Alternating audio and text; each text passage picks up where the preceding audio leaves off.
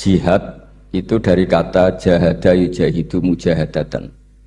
Kalau masdar mujarrodnya jahida, ada yang baca jahada, jadu jahdan wa jihadan, itu maknanya serius menekuni sesuatu.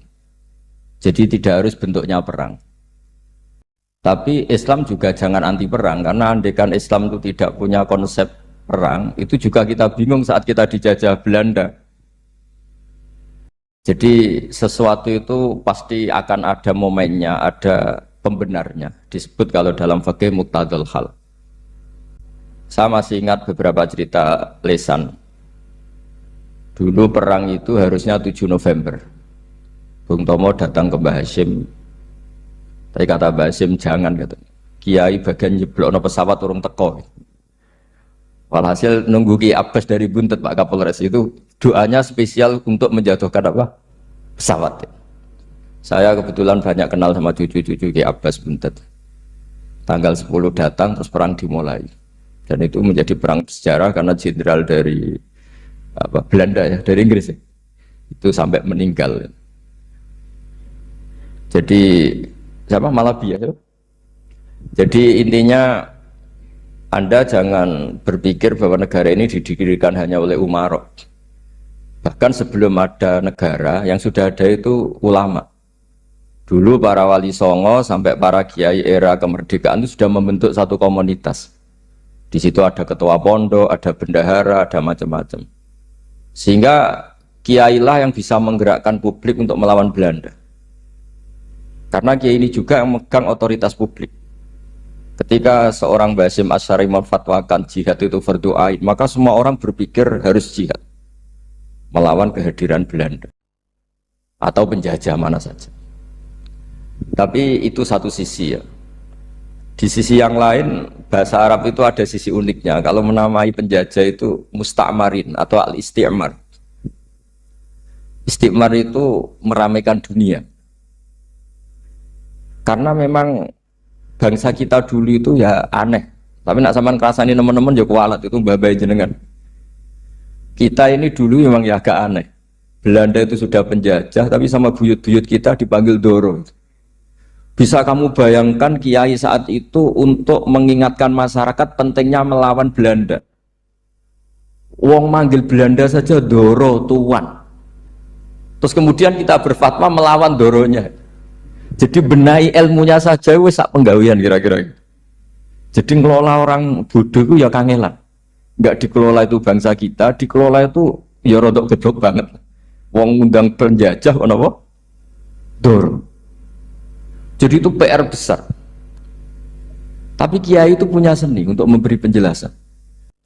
Makanya di antara kelebihan ulama itu pasti warasatul anbiya itu di fatonah ada unsur kecerdasan. Cerdas itu seni mengelola pikiran manusia, itu namanya cerdas. Makanya saya berkali-kali kalau ngaji, harusnya orang itu semuanya itu pengagum ilmu, jangan pengagum fakta, tapi pengagum ilmu. Ya saya berkali-kali mencontohkan, kalau Anda suami yang miskin, nggak punya uang, terus pulang dimarahin istri karena nggak punya uang atau kerja tidak sukses, harusnya kamu bangga. Anda juga kan yang berteori kalau suami nggak becus itu pasti dimarahin. Nah, ketika menjadi fakta harusnya Anda syukur bahwa ilmu Anda itu benar. Jadi pas istri marah, wah, alhamdulillah ternyata teori saya ini benar. Ini lucu kan, teori Anda mengatakan demikian, tapi pas menjadi fakta Anda tidak siap. Nah, begitu juga menyangkut penjajah. Belanda itu sudah maju, Eropa sudah maju. Di mana-mana terbelakang itu menjadi objek penjajahan. Di mana-mana yang terpelajar itu posisi menjajah. Sehingga ulama berpikir bahwa awal dari kemerdekaan adalah mengertikan yang tidak ngerti. Karena teori penjajahan pasti gitu, yang tahu menjajah yang tidak tahu, yang sudah modern menjajah yang belum modern dan seterusnya. Makanya awwalu hadad din itu al-ilmu. Makanya nomor satu itu ilmu, pengetahuan.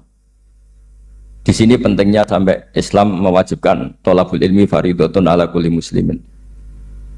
Karena tadi bisa kamu bayangkan 350 tahun dijajah Belanda, kita manggil mereka itu Doro atau tuan. Kayak apa? Susahnya menggerakkan masyarakat yang cara pandang masih demikian. Lah kiai-kiai pada berontak dibikinkan masjid di alun-alun, diberi otoritas beragama sehingga dikira Belanda ini baik. Padahal ini dulu ya niatnya menina bubukkan biar tidak ada pemberontakan. Walhasil singkat cerita, kiai-kiai yang sudah di Mekah termasuk Mbah Hashim, beliau ketemu Muhammad Iqbal, ketemu beberapa ulama dunia, tahu bahayanya mustakmarin tadi. Terus akhirnya kiai-kiai kumpul-kumpul fatwa resolusi nopo jihad.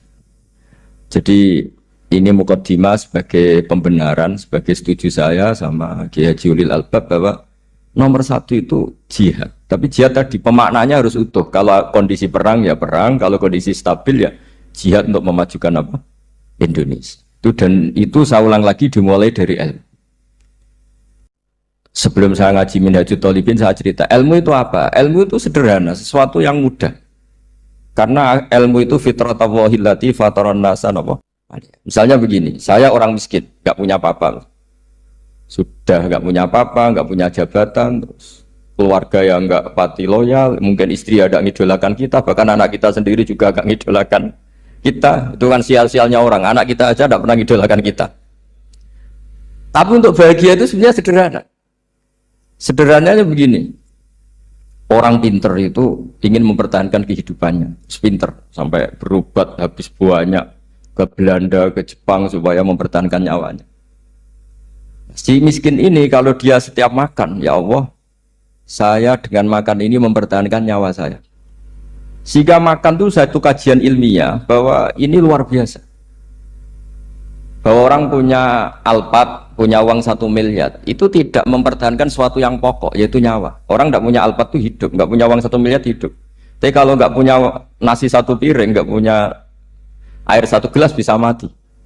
Artinya apa? Orang miskin itu yusyarikul aghniya, sama dengan orang-orang kaya dalam hal kepemilikan hal-hal yang pokok.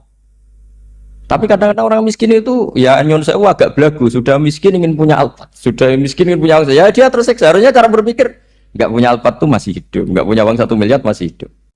Yang punya Alphard hidupnya juga pakai nasi 1 piring, yang punya uang 1 miliar juga pakai nasi. Ya kalau itu kan sama, saya punya. Kalau gitu kan bisa miskin rasa kaya. Itu memang harus dilatih. Nah, kalau orang kaya kan rumahnya banyak di mana-mana. Memangnya kalau rumahnya banyak di mana-mana terus tidur di sini 1 jam, di rumah itu 1 jam, malah nggak bisa tidur kan? Tetap aja yang dipakai 1 kamar. Itu gunanya apa punya rumah banyak? Setidaknya zaman miskin itu dia berpikir gunanya apa punya rumah banyak untuk dipakai ya hanya 1. Meskipun suatu saat kalau dia kaya juga berpikirnya agak rubah. Ya penting punya rumah banyak biar kemana-mana punya rumah, nggak apa-apa. Tapi sementara masih miskin jangan berpikir seperti itu. Nah, yang menjadi miskin kacau kan sudah miskin berpikirnya gaya orang kaya, itu kecelakaan. Lah itu ilmu, maksud saya itu ilmu. Sehingga dulu Nabi ngajari orang miskin itu sederhana. Ketemu orang miskin sama Nabi diajarkan. Nabi diantara ajarannya begini. Ada seseorang man asbaha, orang yang setiap harinya mu'afan fi jasadi, dia sehat, aminan fi sirbi, negara dalam keadaan aman, tidak dalam ancaman. Indahu qutu yaumi, dia hari itu punya makan. Faka'an nama khizat lahu dunya bihadafiriha, berarti dia sudah punya dunia dan seisinya. Karena polanya sama. Buat Presiden Amerika itu yang untuk mempertahankan nyawanya ya makan pokok dan minuman pokok, bukan jabatannya sebagai presiden atau punya uang triliunan. Orang paling kaya di Indonesia juga gitu, untuk mempertahankan hidupnya juga dengan makanan pokok. Dan itu orang miskin punya. Kehidupan paling top itu apa? Ya kehidupan yang mempertahankan nyawa itu yang paling top, lainnya itu enggak. Karena mempertahankan nyawa ini super penting dan orang miskin bisa. Nah, saya berharap ilmu seperti inilah menjadikan dulu itu kuat ketika melawan Belanda. Kenapa kuat? Karena mereka gampang syukur.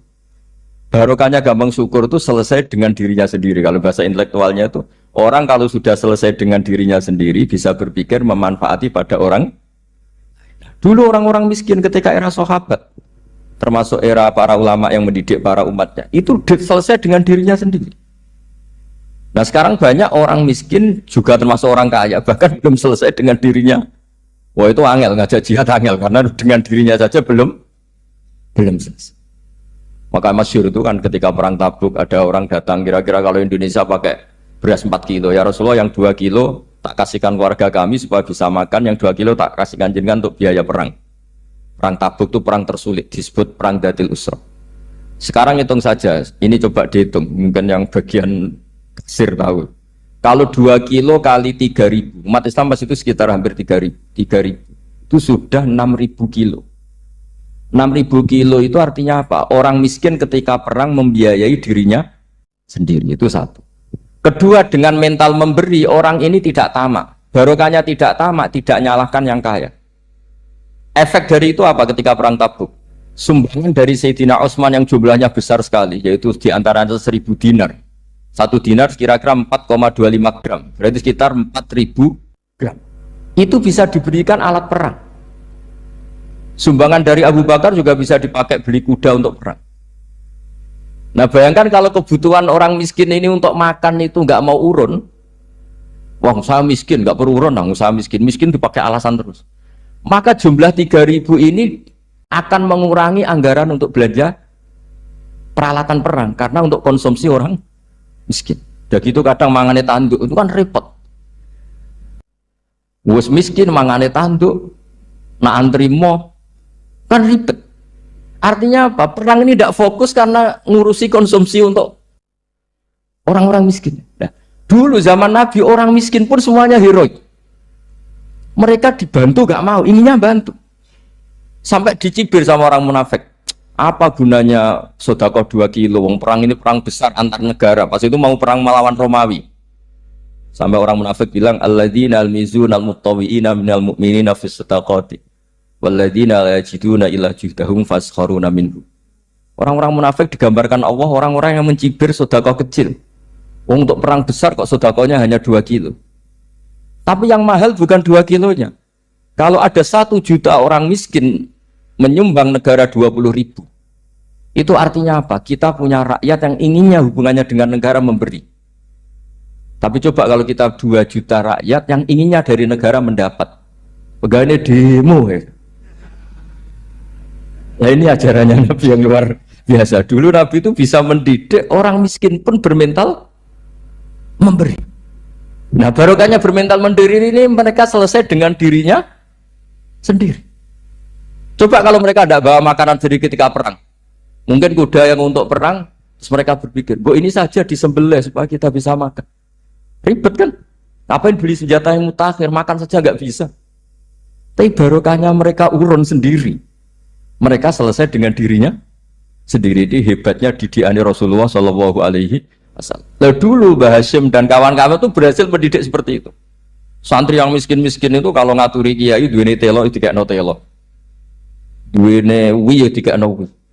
Jika kiai sing wis mapan-mapan, misalnya kados kula wonten kan mun setengah mapan, ya akhirnya yo iso mangan wi. Jebule wi ku yo enak. Santri yo seneng mergo kiai ini seneng pancen wis suwi mangan pizza misalnya. Nah, tapi nak sing melarat terus aku melarat kiai tak kei wi mosok doyan. Wis melarat medhit di alasan kan ribet kan. Ini yang perlu dihilangkan. Medhit kok berargumentasi. Tapi yang mahal itu bukan winya, mental memberi. Orang itu kalau mentalnya memberi itu berarti selesai dengan dirinya. Tapi kalau tidak bermental memberi pasti tamak. Dan tamak itu mesti menghakimi orang lain. Maka dalam kitab Hikam diterangkan penyakit terberat itu tamak. Kenapa? Karena orang pikir itu tidak ada kata-kata kitab Hikam, bukan kata saya. Yang ada itu tamak. Misalnya gini, saya kenal PLT Bupati Kudus. Tidak pernah saya bilang beliau kikir. Tapi sekali saya pernah mengajukan proposal tidak kesampaian. Beliau medit. Jadi saya menvonis medit itu sebetulnya ya karena punya keinginan tidak kesampaian. Coba kalau tidak, medit orang serap penting. Misalnya anak-anak muda sama orang-orang cantik di Jakarta, pernah nggak kamu bilang itu sombong? Enggak kan? Setelah kamu bilang, Mbak aku ingin kenalan Mbak sampean, terus dia agak mau, baru kamu bilang sombong karena keinginan kamu enggak. Nah, bayangkan kalau orang bermental tomak, kayak apa bangsa ini? Nah, sahabat itu dididik oleh Nabi, tomak itu selesai karena keinginan mereka memberi. Sehingga Indonesia bisa merdeka begini itu barokahnya didikan ulama, semuanya ingin memberi. Dulu belum ada negara, tentara-tentara kemerdekaan kalau di kampung-kampung itu ya dibiayai donatur-donatur. Termasuk bahasa saya, bu itu saya dulu.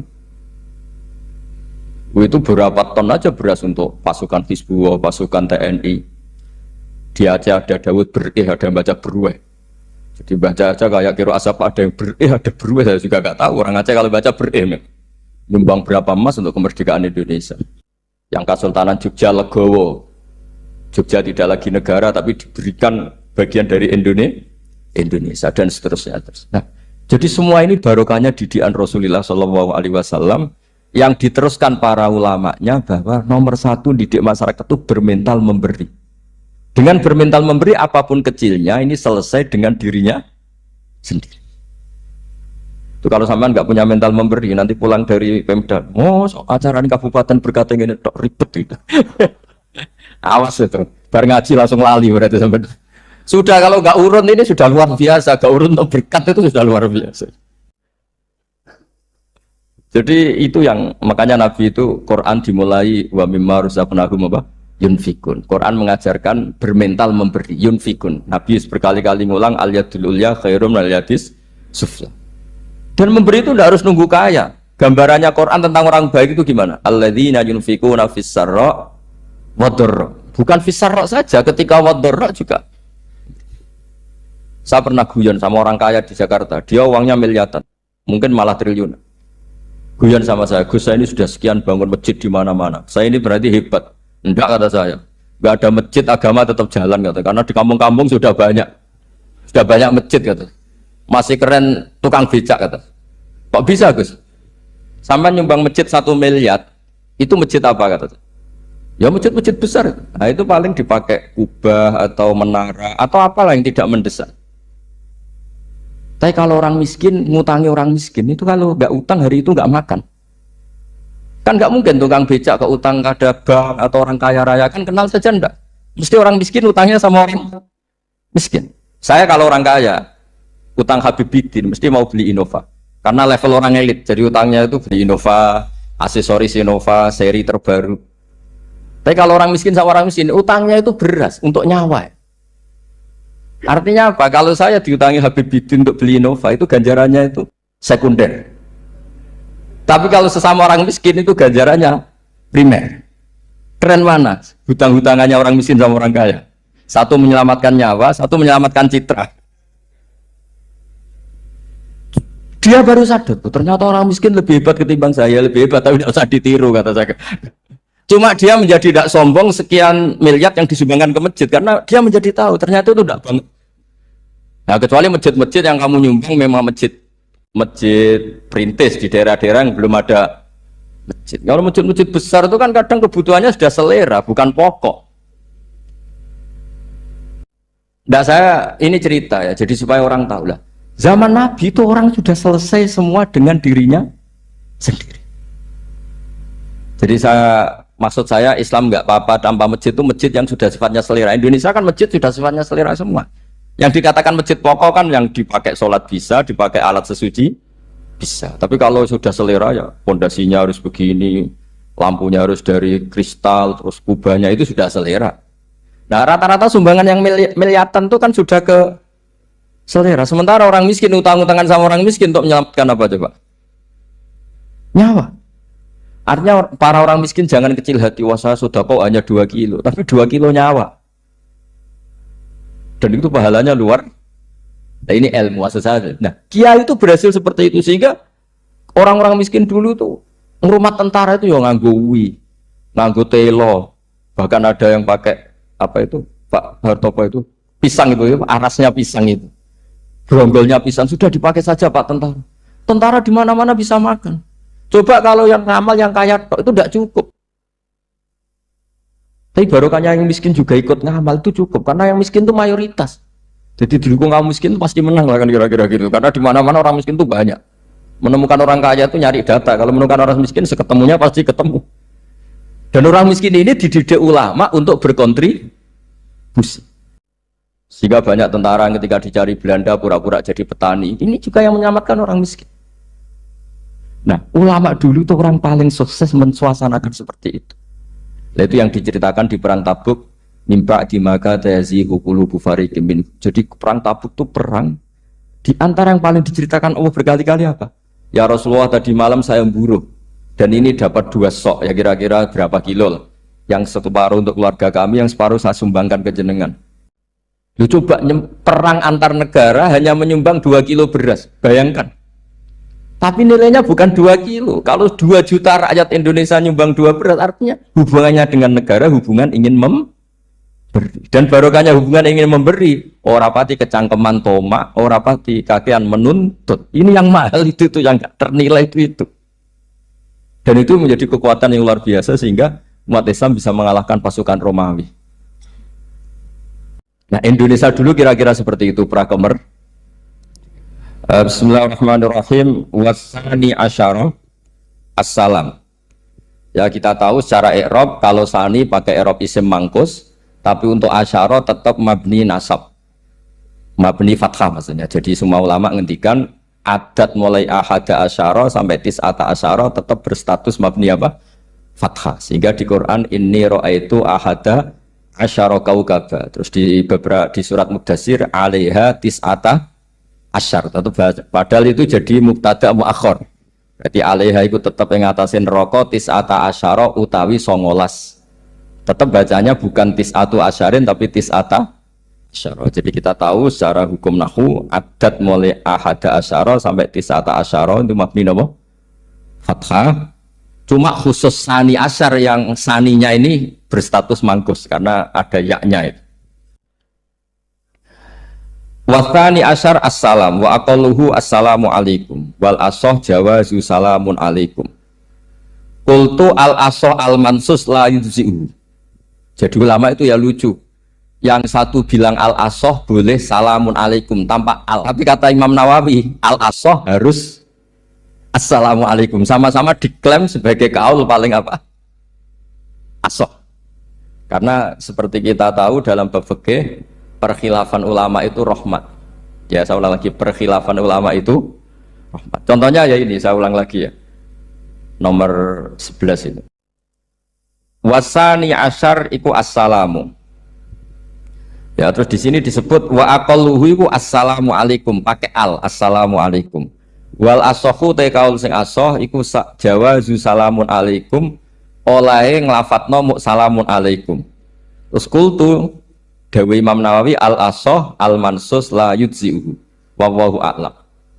Jadi menurut Imam Rafi'i boleh salamun alaikum tidak pakai apa? Al. Itu juga diklaim sebagai al asoh. Tapi menurut Imam Nawawi yang al-asoh harus assalamualaikum, tidak boleh salamun alaikum. Terus wallahu a'lam wa annahu la tajibun niyatul khuruji. Jadi ketika Anda salam tidak harus niat keluar dari apa? Salat. Dengan kamu salam berarti otomatis keluar dari apa? Salat. Nah, ini menjadi problem menurut pemikiran banyak ulama karena ketika masuk sholat harus niat masuk sholat. Karena ketika kita takbir kan bisa takbir demo, ya kan? Kan macam-macam kan? Makanya untuk membedakan itu kan niat. Memang ini kata ulama bukan kata saya. Sekedar melafadzkan takbir ini kan demo ya takbir. Kamu kagum sesuatu juga takbir. Orang Indonesia itu kadang orang nggak sholat pun bilang subhanallah, memang sudah jadi bahasa nasional. Kalau kaget tuh bilang. Saya punya kenalan Cina itu kalau punya uang ya mohon alhamdulillah. Tak tanya kok bilang alhamdulillah. Orang-orang Islam tuh kalau seneng bilang alhamdulillah. Yang ribet itu kubu sebelah. Kalau orang NU mau layasol itu mana tanya, Gus itu doa orang makan. Kok bisa? Biasanya orang NU kalau makanan sudah keluar mau layasol ribet. Aduh repot itu.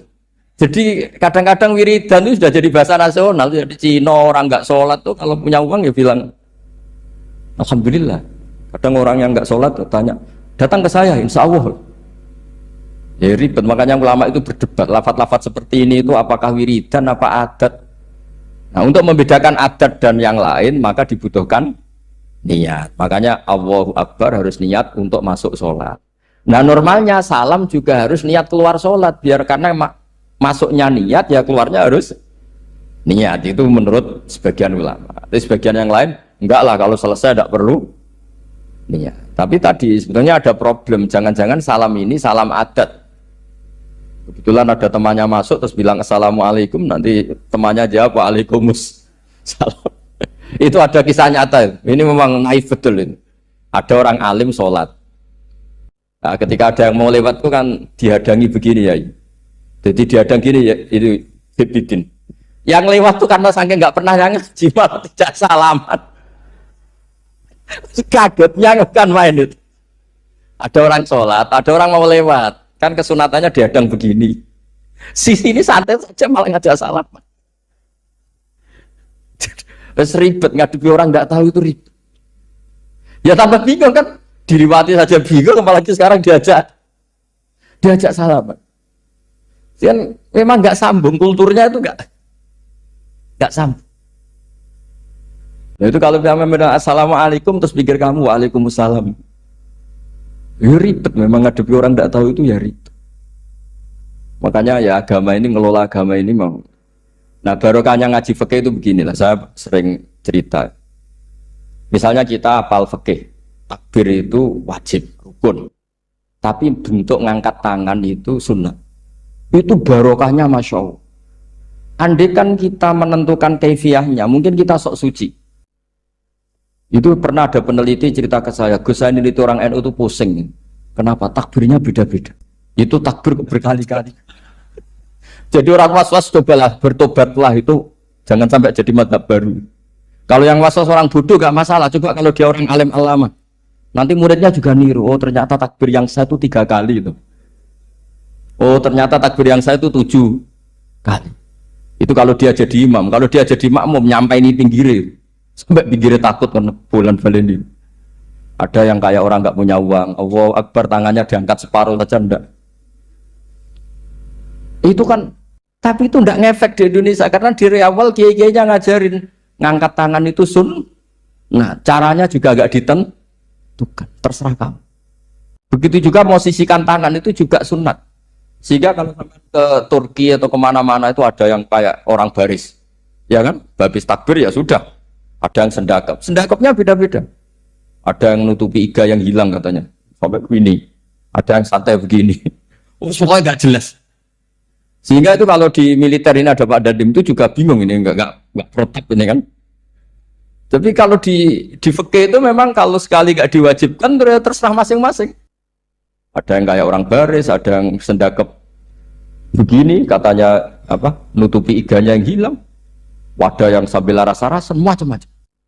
Tapi barokahnya ilmu fikih itu diputuskan memang dari awal tidak wajib. Yang wajib itu takbirnya. Maka duduk juga begitu. Meskipun kita sepakat duduk tahiyat ula, namanya iftiros, duduk tahiyat akhir namanya tawarruk. Itu harus kita vonis, kita hukumi sunnah. Cara seperti itu sunnah. Wa ayyu qu'udin qa'ada sohat sholatu, seperti kemarin di Minhajul Thalibin. Dengan duduk gaya apa saja, sholatnya tetap. Sehingga kalau kita di Arab, misalnya pas haji, orang Arab itu memang ya agak kacau. Orang Indonesia itu kalau sholat duduk, itu kan memang benar-benar sakit. Sakit sudah agak mau mati itu benar-benar sholat baru duduk. Orang Arab itu enggak. Sholat duduk pakai kursi, soft itu enggak ada orangnya, ada kosong. Itu jalan kaki, kursinya di bawah. Wong bawa kursi kuat kok sholat duduk. Kalau orang Jawa kan, saya juga iskal. Orangnya kalau bawa kursi kuat dipindah-pindah, tapi kok sholatnya. Kalau orang Jawa agak kebayang, kalau sholat duduk emang bener-bener sakit. Terus saya pernah ditanya lagi sama orang, Gus di Mekah itu kok banyak orang bawa HP, terus kalau ditelepon diangkat soli, itu mazhab apa? Mazhab geblek. Tapi ini kan orang Arab, kan seakan-akan terus mewakili internasional kan, karena pusat banyak tuh. Ditelepon digoleki teleponnya, wong saya wakeh golek ini terus kangelan ya. Warang ketemu soli pateni. Nah, kita kan diajarin di GG Indonesia kalau itu membatalkan apa? Jadi ribet. Nah, barokahnya kitab-kitab seperti ini, meskipun kita di Indonesia itu mengikuti panduan yang diarahkan atau yang dibakukan oleh ulama-ulama. Nah, Indonesia itu makanya berkah. Saya sering ketemu ulama Mekah itu kalau muji haji Indonesia luar biasa. Bukan sekedar sopannya. memang cara hajinya itu nyari kaul yang disepakati itu sah. Karena memang dilatih KBIH, dilatih Kemenak, masih dilatih kiai setempat.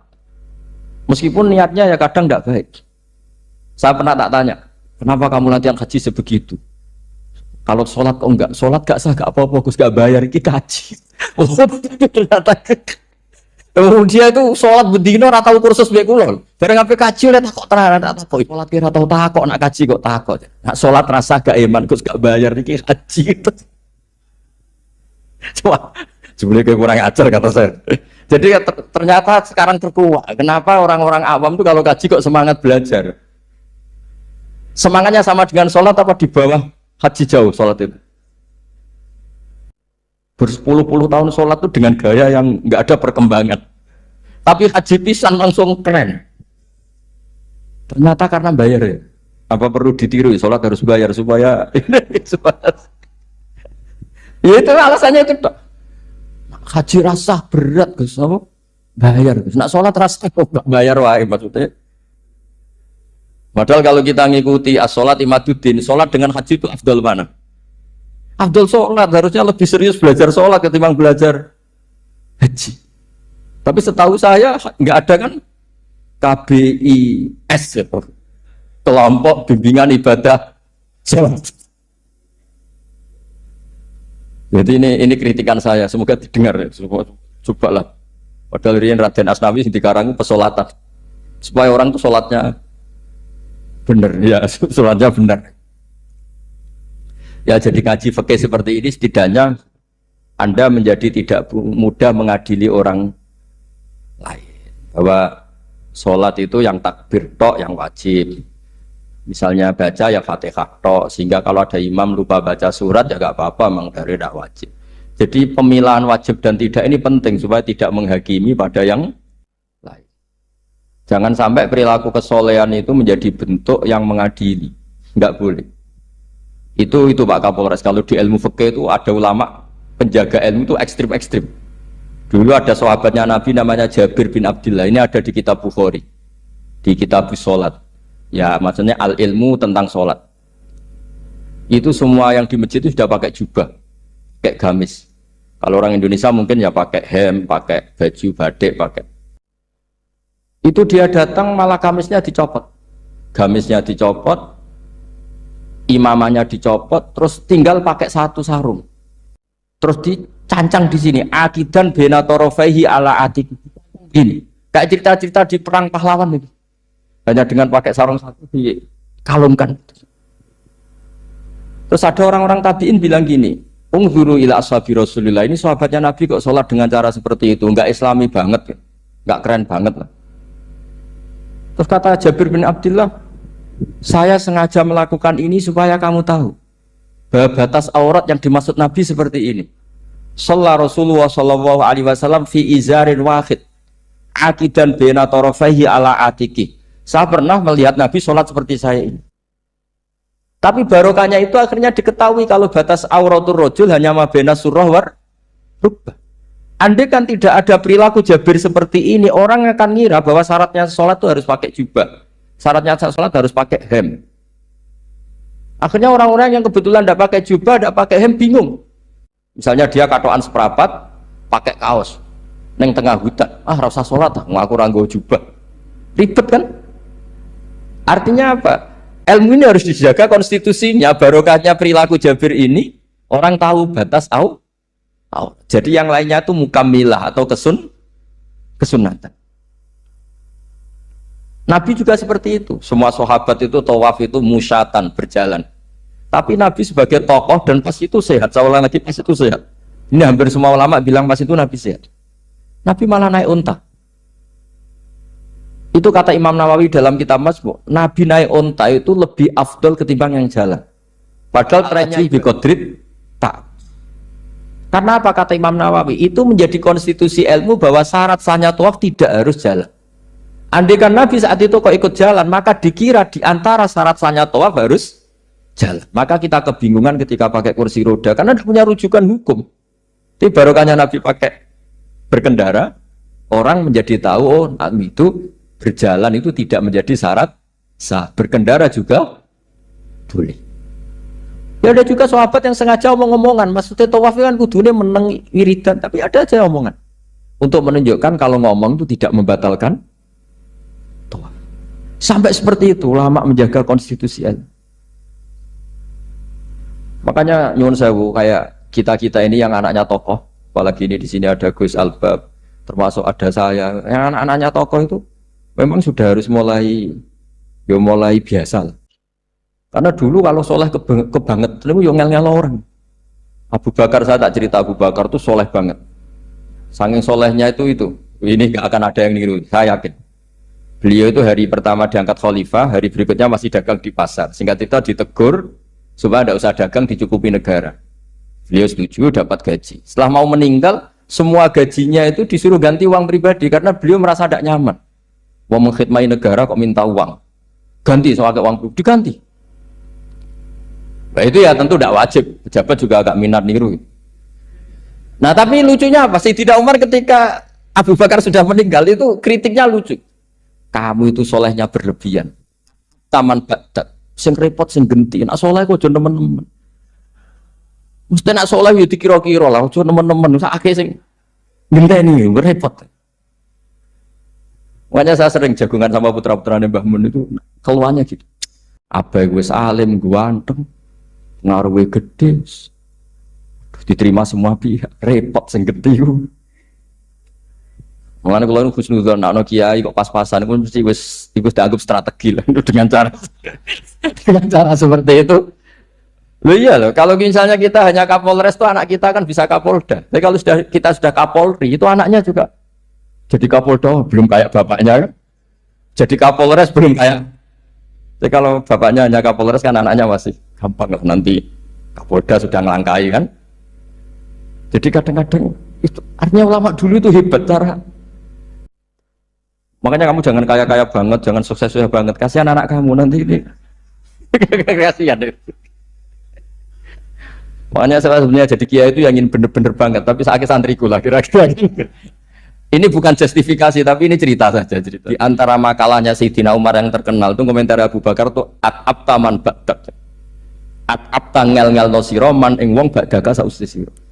Kowe iku terlalu bener sing repot aku iki penggantimu.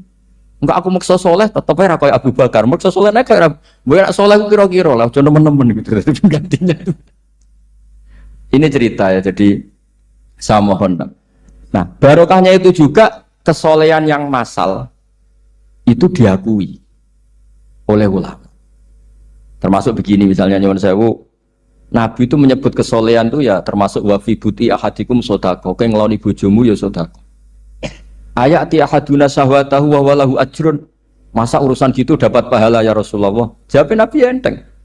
Ali salawatu aha fi haramin akana alaihi wisrun, kalau dia begitu dalam selain istrinya kan dosa. Ya berarti kalau sama istrinya ibadah, tidur ya ibadah, kumpul istri ibadah, bercengkrama sama keluarga ibadah.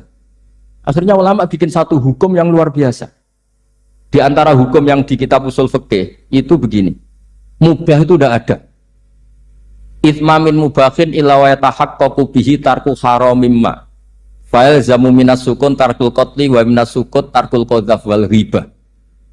Sehingga kita ulama misalnya melihat orang kampung sekatokan seperapat neng omah ngomel mbek bojone, mbok ngomel mbek anake, ini luar biasa karena tidak di diskotik, tidak di tempat-tempat yang seperti itu.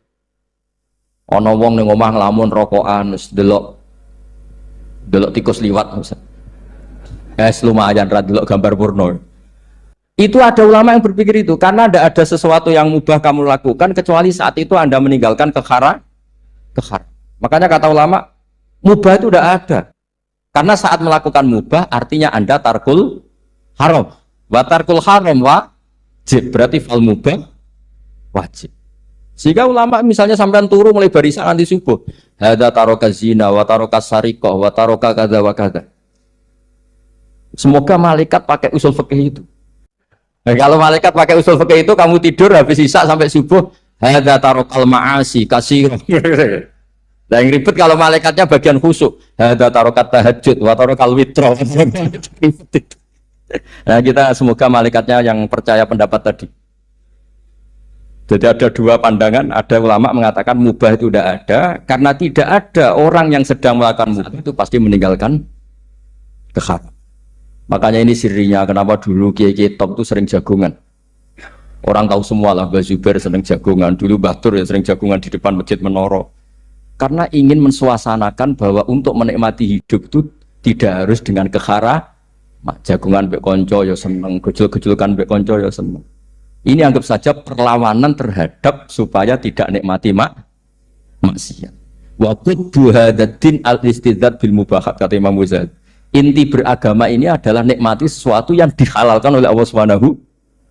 Coba ketika orang lain bisa nikmat kalau harus ke tempat-tempat maksiat. Kamu cukup nikmat ketemu konco gejol-gejolkan zaman mondok podo melarate. Terus diterusno saiki yo jek melarat atau cocokan melarat itu kan keren no? Keren. Sisi tok diusir mertuane, tok diusir IP-ne terus cocokan. Ndak kowe piye Kang gak apa-apa sabar kabeh kodok-kodar wae Kang. Oh itu ibadah yang luar biasa. Mergo ridho sama kodok. Agar dia tidak perlu cari nyuwun sewu hiburan yang maksiat. Nah, saya berharap ulama-ulama Indonesia itu mengikuti jejak ulama dulu. Ulama dulu itu kalau ibadah itu ya seperti itu. Jadi jangan hanya melihat ini semalaman kok tidur, tidak witir, tidak tahajud. Oke, dia memang nggak afdol, nggak sempurna lah, macam kiai pas-pasan naik kan. Tapi ya jangan lihat tarokal witro wa tarokat tahajud, tapi kamu juga harus lihat tarokal dahab ila niklaba tarokat dahab ila mahalil mak. Siapa yo sekali-kali muji orang susahnya apa sih? Suudzon itu dikurangi lah, sekali-kali muji orang lah. Jadi kalau ada orang tidur hada tarokal maas, alhamdulillah, meskipun ya rada damu sih tarokal maasi wa tarokat toat, ya sudah agak apa-apa lah. Tapi lah di sini terus kualitas. Nah, dengan cara itu Anda bisa membaca Quran secara fasih. Wa min ayatihi manamukum billaili wan nahar. Loh, kenapa sekedar tidur kok dianggap wa min ayatihi? Di mana-mana ayat itu kan hal-hal yang luar. Ini tentang tidur saja kok dianggap ayat. Itu bisa dimaknai keren kalau Anda pakai kaidah usul fikih, yaitu dengan tidur berarti Anda meninggalkan sekian maksiat. Sehingga disebut wa min ayatihi manamukum billaili wan nahar. Nah, saya berharap konstitusi seperti ini jalan terus. Ya saya baca ya, sampai salam selesai. Wa akmaluhu assalamualaikum warahmatullahi marroten yaminan wasimalan multafitan fil ula hatta yura khadduhul aiman. Tapi itu hanya akmal loh ya. Jadi ukuran paling sempurna kalau salam itu melengak ke kanan sampai dengan pengandaian ini bisa dilihat dari belakang. Tapi tetap saja itu ukuran apa? Akmal, tidak menjadi syarat. Jadi ya sampai melengak gini sampai kira-kira terlihat dari apa? Belakang. Tapi ukuran itu tetap akmal hatta yura khadduhul aiman.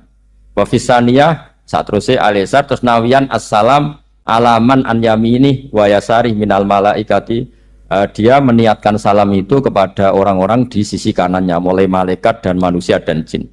Wayan wil imamu assalama alal muqtadin wahum arrodda aleh wahum yanwauna napa arrodda aleh. Jadi wahum yanwuna arrodda aleh. Jadi imam niat salam untuk makmum, makmum niat membalas salamnya apa? Imam. Tapi itu saya ulang lagi hanya akmal. Terus asal isya asar tartibul arkan kama dzakarna. Jadi pentingnya, jadi jangan kira terus ngaji kalau wasunanuhu wa akmaluhu tidak penting, itu penting sekali. Barokahnya status akmal dan sunnah ini kita tidak mudah menvonis orang lain karena kita tahu ibadah itu hanya berstatus sunnah. Coba kalau nggak ada ketentuan itu, kita akan mudah menyalahkan orang. Salam kok orang melengak belas itu sholatnya sah atau orang. Padahal dari awal melengak itu statusnya hanya sunnah. Kemudian untuk penutup supaya ini clear ya, saya pernah baca di Syarah Bukhari yaitu Fathul Bari. Nabi itu kalau setelah salam itu mukbilan biwajihi alal hadirin. Jadi Nabi langsung menghadap ke timur. Andikan Indonesia menghadap langsung ke timur. Tapi uniknya para syurahul Bukhari itu menganggap itu tidak satu sunnah yang tidak jadi satu sunnah yang permanen. Tapi kata para syurahul hadis, siapapun boleh melakukan gerakan yang bisa memaklumatkan kalau sholat itu selesai. Saya ulang lagi ya. Jadi Nabi menghadap ke timur, kalau di konteks Indonesia, itu sebagai bentuk maklumat, ini loh sholat saya sudah. Karena takutnya apa? Orang yang dari jarak 2 kilo, 3 kilo ingin makmum sama Nabi. Andai kan Nabi tidak menghadap ke timur, tetap posisi seperti sholat menghadap ke kiblat, maka orang dari luar mengira Nabi fi sholatin. Ya, Nabi masih dalam. Bahayanya apa? Kalau orang ini langsung takbir, usolli fardhu zuhri, misalnya makmuman, ternyata Nabi sudah sholat. Berarti sholatnya nggak sah. Kenapa? Irtibatus sholat atau robtus sholat biman huwa laisa fi sholatin. Dia menggantungkan sholat dengan orang yang sudah tidak. Dan itu bahaya sekali. Masa kamu sholat, makmum sama orang yang sudah tidak. Nah, semenjak itu terus ada aturannya ulama. Siapapun yang jadi imam harus memaklumatkan diri dengan cara apa saja supaya menunjukkan kalau sholat itu selesai. Makanya adat kiai-kiai kita tetap menghadap kiblat tapi namun astagfirullahaladzim. Itu sebetulnya memaklumatkan. Loh, nak niat banter nyentuh pangeran usah istighfar gianre gak sopan blas astagfirullahaladzim. Itu sebetulnya itu memang maklumatkan iki lho jong salatku wis bar. Nah, apa makmum masbuk sing ijek salat atau cuma makmum aku gitu. Ada yang separuh-separuh ya tidak madhep wetan, madhep kulon, madhep ngalor. Itu ya sedengan maksudnya sedengan. Karena memang kata Surahul Bukhari butuh itu apa? Imam punya gerakan yang menunjukkan kalau sholatnya itu selesai supaya nggak dikira fi sholatin kemudian ada yang ya clear ini ya. Jadi tidak perlu diperdebatkan kenapa sih ada yang menghadap timur, ada yang menghadap ke utara, ada yang tetap menghadap ke kiblat. Itu nggak perlu diperdebatkan, itu semuanya ada ilmunya, yaitu filosofinya apa? Ada gerakan yang menunjukkan kalau dia sholatnya selesai supaya tidak ada yang ikut. Sekali ada yang ikut berarti nanti apa? Robtus sholati biman laisa fi sholatin, yaitu menggantungkan sholat dia dengan orang yang hakikatnya sudah ada.